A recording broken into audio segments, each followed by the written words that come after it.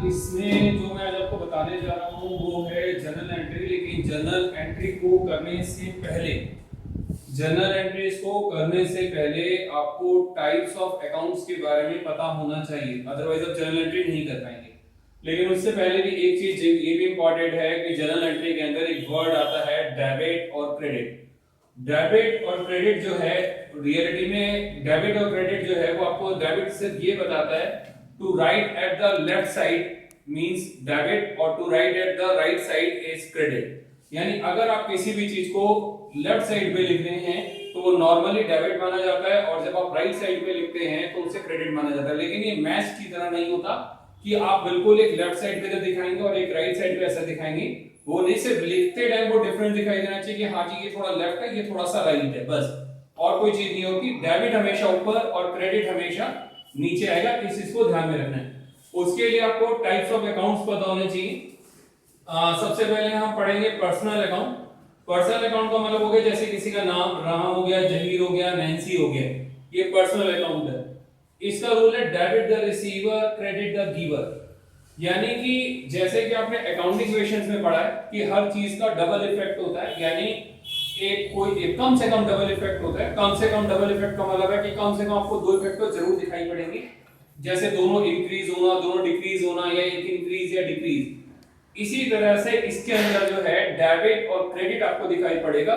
ठीक है, रियलिटी में जो आपने अकाउंटिंग इक्वेशन सीखी थी वो आपको इसलिए थी ताकि आपको ये पता लग पाए कि उसका इफेक्ट क्या होता है। लेकिन जो रियल ट्रांजैक्शंस होते हैं वो जर्नल्स के थ्रू होते हैं, डेबिट क्रेडिट के थ्रू होते हैं, और उसी के थ्रू लेजर यानी कि अकाउंट वगैरह फॉर्म करते हैं। तो इसमें रूल है debit the receiver credit the giver. अगर इसमें से कोई भी रिसीवर है तो उसे आप डेबिट करोगे, डेबिट का मतलब है कि आप ऊपर लिखोगे, और अगर इनमें से कोई भी गिवर है तो आप उसे नीचे लिखोगे। ठीक है, एक पर्सन जो है या तो वो रिसीवर हो सकता है या वो गिवर हो सकता है, तो उसके अकॉर्डिंगली आपको देखना है कि जी वो रिसीवर है या वो गिवर है। अगर वो रिसीवर है तो ऊपर लिख दोगे, और अगर वो गिवर है तो नीचे लिख दोगे। जैसे मैंने आपको लिखा कैश, मैंने आपको ट्रांजैक्शन दिया कैश रिसीव फ्रॉम राम, हमें राम से कैश मिला, तो हमें मिल रहा है, लेकिन राम जो है वो गिवर है, तो राम गिवर है तो यानी राम जो है वो क्रेडिट होगा। ठीक है, राम गिवर है इसलिए राम क्रेडिट होगा। ठीक है, तो इस ढंग से आपको पहचानना है। सेकंड जो है वो रियल अकाउंट्स के लिए, रियल अकाउंट जो होता है वो सारे असेट्स के ऊपर एप्लीकेबल होता है, लेकिन डेटर्स में नहीं होता, क्योंकि जो डेटर्स होता है वो पर्सनल अकाउंट में चला जाता है। बाकी जितने भी असेट्स होते हैं, फर्नीचर हुआ, लैंड, बिल्डिंग, मशीनरी, कुछ भी होगा, वो सारा का सारा रियल अकाउंट्स में आएगा। इसका रूल है debit what comes in credit what goes out. अगर कुछ आ रहा है तो डेबिट करिए, और कुछ जा रहा है तो क्रेडिट करिए। याद रखिए असेट्स के आने का मतलब उसे खरीदना, और असेट्स के जाने का मतलब उसे बेचना होता है। तो जब हम असेट्स को खरीदेंगे तो वो डेबिट होगा, जब असेट्स को बेचेंगे तो वो क्रेडिट होगा। इसका सिंपल सा मीनिंग जो आप जनरल लैंग्वेज में कह सकते हैं उसका ये मतलब है। अकाउंटिंग लैंग्वेज में लेकिन हम उसे कहते हैं debit what comes in credit what goes out. ठीक है, तीसरा जो है वो नॉमिनल अकाउंट है। नॉमिनल अकाउंट जो होता है उसका सिंपल सा रूल है debit all expenses and losses. जितने भी एक्सपेंसेस हैं, जितने भी लॉसेस हैं, वो सारे के सारे डेबिट किए जाएंगे। एक्सपेंसेस मतलब जैसे वेजेस, कार्टेज, कैरेज, ये सारे के सारे जो है वो डेबिट किए जाएंगे। लॉसेस का मतलब होता है कि जैसे किसी डेटर से आपको पैसा लेना है लेकिन वो पैसा आपको नहीं मिला, तो आप उसको बैड डेट्स कहते हैं, तो वो बैड डेट्स में यहाँ पे डेबिट किया जाएगा। और अगर आपकी कोई इनकम हुई है, आपको कोई गेन हुआ है, तो आप उसे क्रेडिट करेंगे। इनकम का मीनिंग है, इनकम का मतलब जैसे रेंट रिसीव करना, कमीशन रिसीव करना, डिविडेंड रिसीव करना, वो सारा का सारा इनकम है, उसे आप क्रेडिट करोगे। इसी तरह से गेन्स का मतलब होता है कि जैसे आपने किसी असेट्स को अगर बेच दिया, अगर आप किसी असेट्स को बेचते हैं तो उस कंडीशंस में आपको कोई गेन होता है तो वो डेबिट होगा, और अगर उसमें आपको लॉस होता है तो कोई गेन्स होता है तो वो क्रेडिट होगा, और अगर कोई लॉस होता है तो उसे आपको डेबिट करना पड़ेगा। तो जर्नल एंट्री करने से पहले इन सारे अकाउंट्स के बारे में आपको ध्यान रखना पड़ेगा, और इस चीज को भी ध्यान में रखना पड़ेगा कि एक ही ट्रांजैक्शंस के अंदर डेबिट क्रेडिट इकट्ठा नहीं मिल जाता। हो सकता है कि मुझे डेबिट यहां से मिले, क्रेडिट मुझे यहां से मिले, या डेबिट यहां से मिल जाए, क्रेडिट यहां से मिल जाए। वो ट्रांजैक्शंस के ऊपर डिपेंड करता है। आप कभी मत सोचिएगा कि डेबिट इसमें मिल गया तो उसका क्रेडिट क्या होगा, ये थोड़ा सा मुश्किल काम है। आपको डेबिट हो सकता है एक से मिले और क्रेडिट दूसरे से मिले, ये हो सकता है एक से डेबिट और दूसरी से आपको क्रेडिट भी मिल जाए, ये भी पॉसिबिलिटी होती है, ठीक है। लेकिन फिर भी कुछ बेसिक्स पॉइंट्स हैं, उन बेसिक्स पॉइंट्स को जो है वो हमेशा हमें ध्यान में रखना है। अगर हमने उसको ध्यान में रखा तो वो जर्नल की एंट्रीज करते टाइम बिल्कुल हमारे अगर माइंड में रहेगी तो उससे में जर्नल एंट्री करना जो वो आसान हो जाएगी, ठीक है। जैसे आपको ध्यान में रखना है कि व्हेन कैश रिसीव, अगर आप कैश रिसीव करते हैं तो कैश रिसीव होने पे ध्यान रखिएगा कैश आपका असेट्स है, कैश आपका असेट्स है। और जो मैंने आपको रूल्स बताए हैं उसमें अगर आप चेक करोगे कैश, कैश यानी असेट्स है, असेट जब आता है तो वो डेबिट होता है, तो आप कैश अकाउंट को डेबिट करेंगे, कैश अकाउंट को डेबिट करेंगे।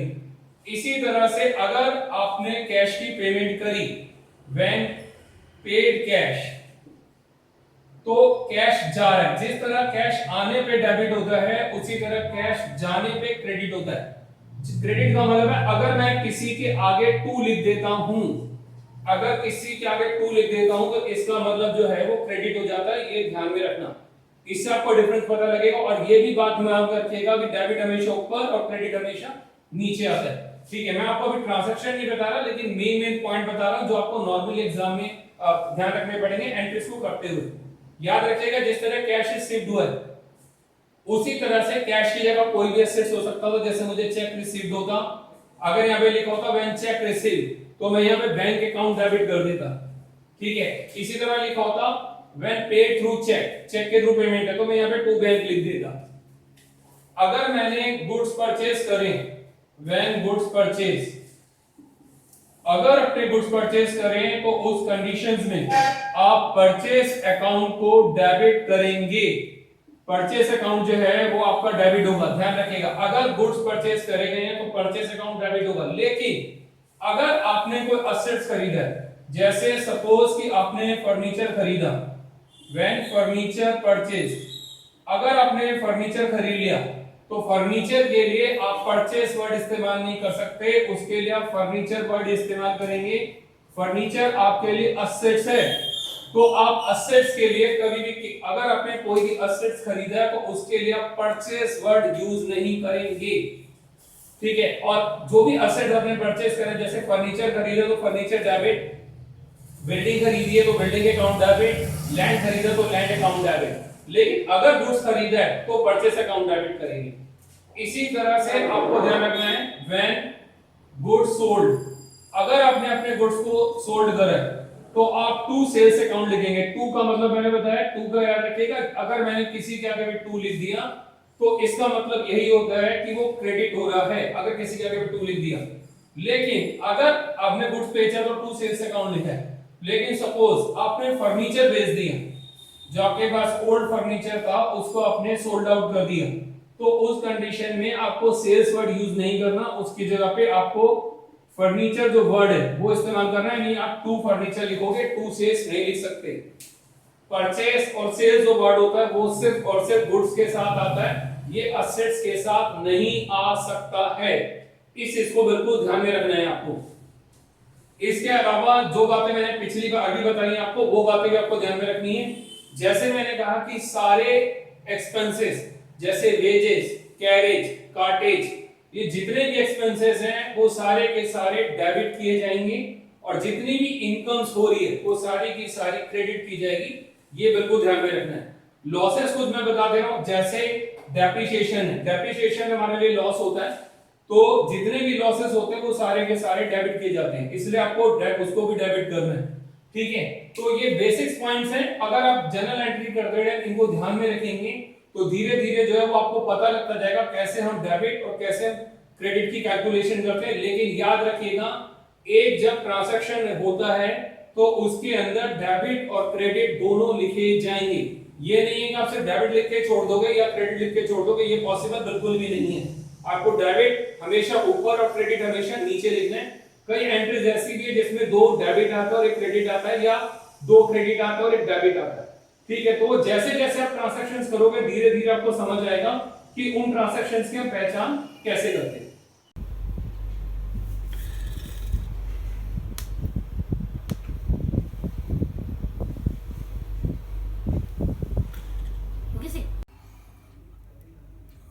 जर्नल एंट्रीज का अब मैं आपको क्वेश्चंस बता रहा हूँ, और इसके लिए आपको उन रूल्स को ध्यान में रखना है जो कि मैंने पहले आपको बताए हैं।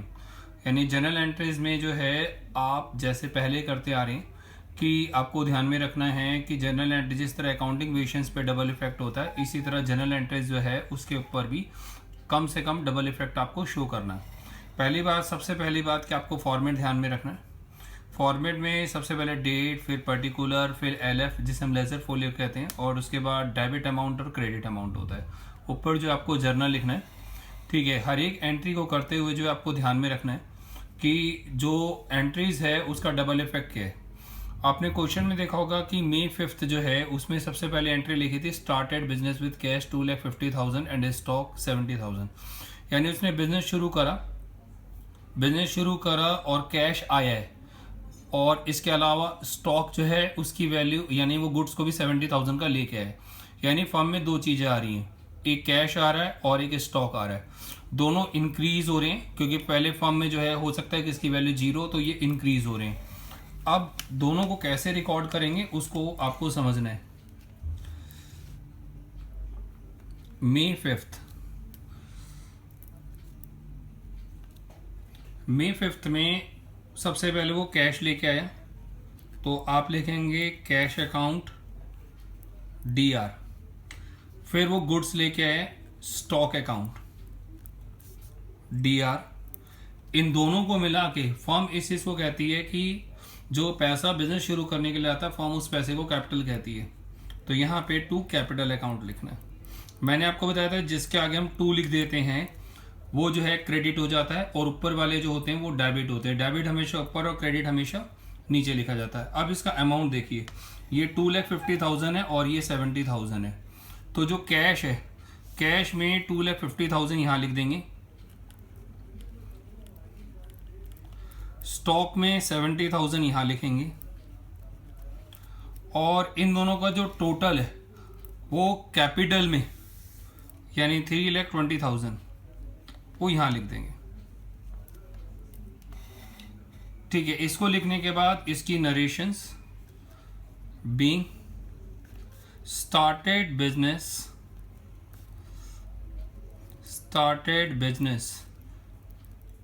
विद कैश एंड स्टॉक, ये इसकी नरेशन होगी।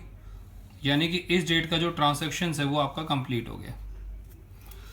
इसके बाद आप क्वेश्चन के अंदर 9 मई को 2 ट्रांजैक्शन हुए। एक हमने गुड्स खरीदा है 25,000 रुपये का, और एक हमने फर्नीचर खरीदा 10,000 का फर्नीचर मार्ट से।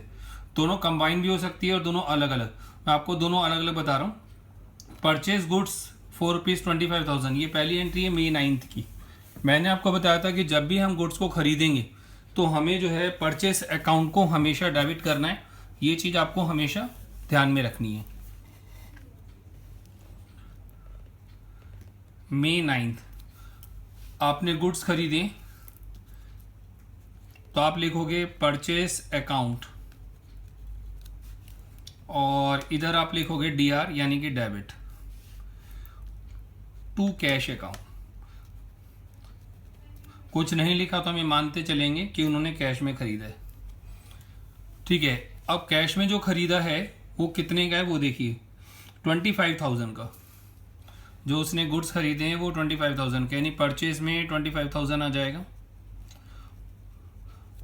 डेबिट में, और टू कैश अकाउंट 25,000। याद रखिएगा जब कैश जाता है तो आपको, ये कैश जा रहा है तो कैश जब जाता है तो उसे आपको क्रेडिट पे लिखना होता है। अब इसकी narrations being goods purchased for cash. ठीक है, याद रखिएगा मैंने यहाँ पे कहा है कि जब भी आप गुड्स खरीदेंगे तो परचेस अकाउंट डेबिट करेंगे, और ये भी ध्यान में रखना है कि अगर आपके पास से कैश जाएगा तो वो क्रेडिट होगा। जिसके डेबिट हमेशा ऊपर और क्रेडिट हमेशा नीचे लिखा जाता है, और इसके अलावा जब भी कैश जाएगा तो उसको क्रेडिट किया जाता है। इसी में एक और है कि हमने फर्नीचर खरीदा है फर्नीचर मार्ट से, नाम लिखा हुआ है।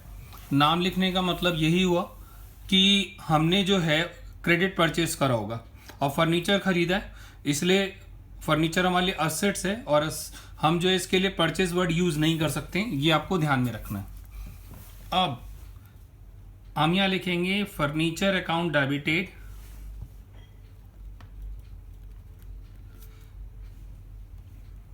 जिससे हमने खरीदा, टू फर्नीचर मार्ट। हमने परचेस कितने का करा है? परचेस करा हमने 10,000 का, तो पहले हम फर्नीचर में इधर 10,000 लिख देंगे और जो फर्नीचर मार्ट है इधर 10,000 क्रेडिट पे। ठीक है, अब इसकी नरेशन लिखेंगे, बीइंग फर्नीचर परचेस्ड। तो इसके जो है दोनों ट्रांसैक्शंस आपके हो गए। इसके बाद मई 12 की एंट्री है। मई 12 में लिखा हुआ है वेजेस पेड 300, एक्सपेंसेस हैं। आपको ध्यान रखना है, जब भी हम एक्सपेंसेस पेड करेंगे तो जितने भी एक्सपेंसेस होते हैं वो सारे के सारे डेबिट किए जाते हैं। यानी कि वेजेस अकाउंट को आप डेबिट करेंगे। ठीक है, यहां से वेजेस पेड का मतलब आपने पेमेंट करी है, पेमेंट करी तो कैश किया होगा, कैश किया तो वो क्रेडिट होगा, यानी आप लिखेंगे टू कैश अकाउंट। अमाउंट कितना है? 300। वेजेस में इधर डेबिट पे 300 लिख देंगे और ये जो टू कैश इधर लिखा हुआ है इसके इधर 300 लिख देंगे। इसके बाद इसकी नरेशन, बीइंग वेजेस पेड,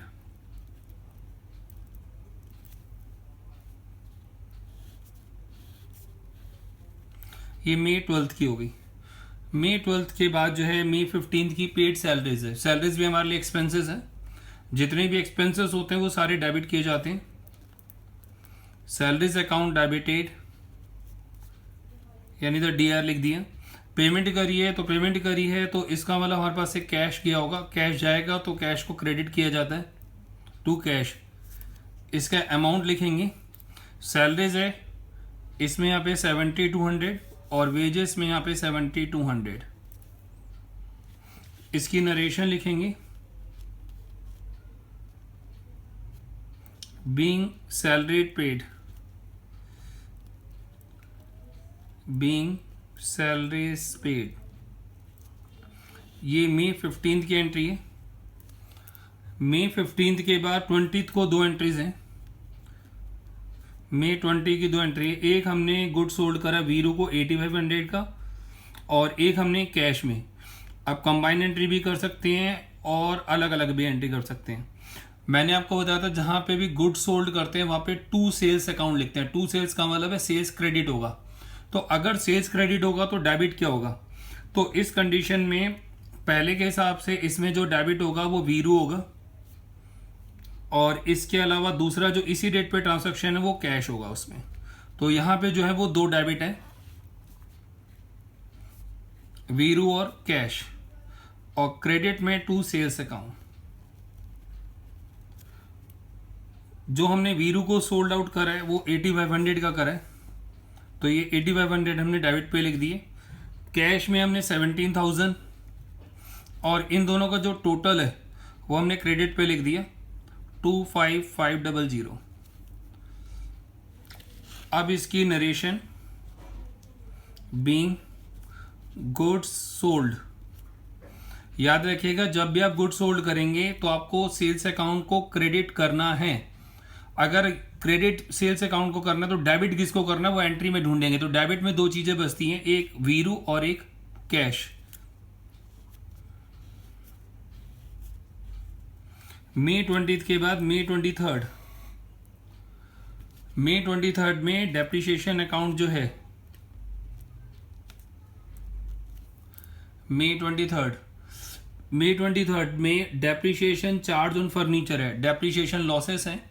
जितने भी लॉसेस होते हैं वो सारे के सारे डेबिट किए जाते हैं। तो depreciation account debited, depreciation account debited to, जिसके ऊपर लग रहा है ये फर्नीचर के ऊपर, टू फर्नीचर। डेप्रिशिएशन हमारे लिए लॉसेस हैं, जितने भी लॉसेस हैं वो सारे के सारे डेबिट किए जाते हैं, इसलिए डेप्रिशिएशन को मैंने यहाँ डेबिट करा है। अमाउंट है 1200, तो डेप्रिशिएशन में मैंने 1200 लिख दिया, और जो फर्नीचर है इसमें क्रेडिट में मैंने 1200 यहाँ लिख दिया। इसकी narration being depreciation charged on furniture.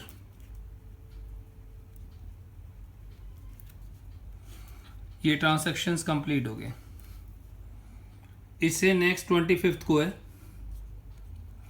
25th को इसमें था कि हमें वीरू से कैश रिसीव्ड हुआ है 25th को। ध्यान रखिएगा कि हमने 20th को जो है वीरू को सेल करी थी, ये वीरू को सेल्स करी थी, हमें 8500 इससे लेने, और 25th को हमें इससे पैसा रिसीव हो गया। जब भी पैसा रिसीव हो गया नहीं कैश आएगा तो कैश अकाउंट को डेबिट किया जाता है, यानी कैश अकाउंट आपका डेबिट हो गया। जिससे आपको रिसीव हुआ, रिसीव किससे हुआ? वीरू से, तो टू वीरू। ये कैश में यहाँ पे डेबिट है तो आप 8500 यहाँ लिख देंगे। वीरू ये क्रेडिट है, 8500 क्रेडिट के कॉलम पे लिख देंगे। Being cash received.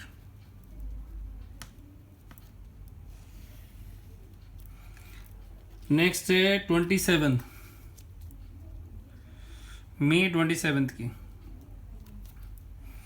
मई 27 को जो है उसने लिखा है withdraw for private use. Private use यानी पर्सनल यूज। पर्सनल यूज जब भी हम करते हैं तो उसको हम ड्राइंग्स कहते हैं। ड्राइंग्स जब भी होता है वो हमेशा डेबिट किया जाता है, ड्राइंग्स को हमेशा डेबिट किया जाता है, इसलिए आप ड्राइंग्स अकाउंट को डेबिट करेंगे to cash account. To cash इसलिए क्योंकि फर्म ने इसकी पेमेंट करी होगी 3300 ड्राइंग्स में और कैश में 3300। इसकी narration being withdraw for private use.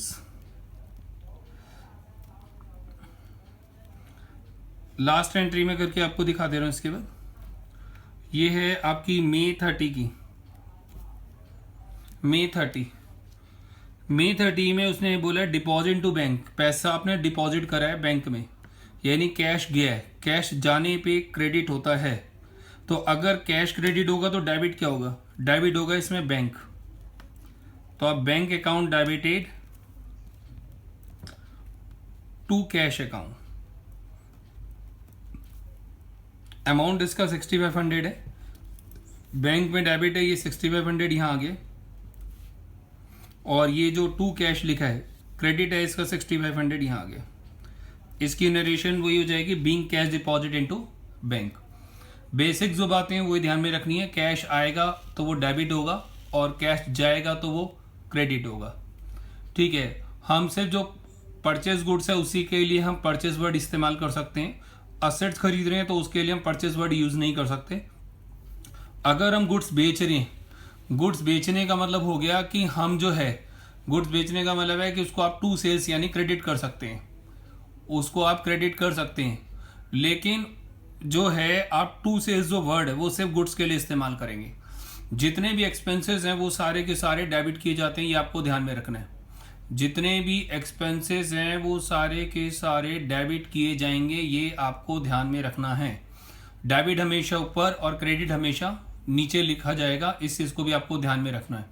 हर एक ट्रांसैक्शंस को करने से पहले आपको डेबिट ध्यान से समझना है कि इसमें डेबिट क्या होगा और इसमें क्रेडिट क्या होगा, तब आप ट्रांसैक्शंस को पास आउट करेंगे। ठीक है।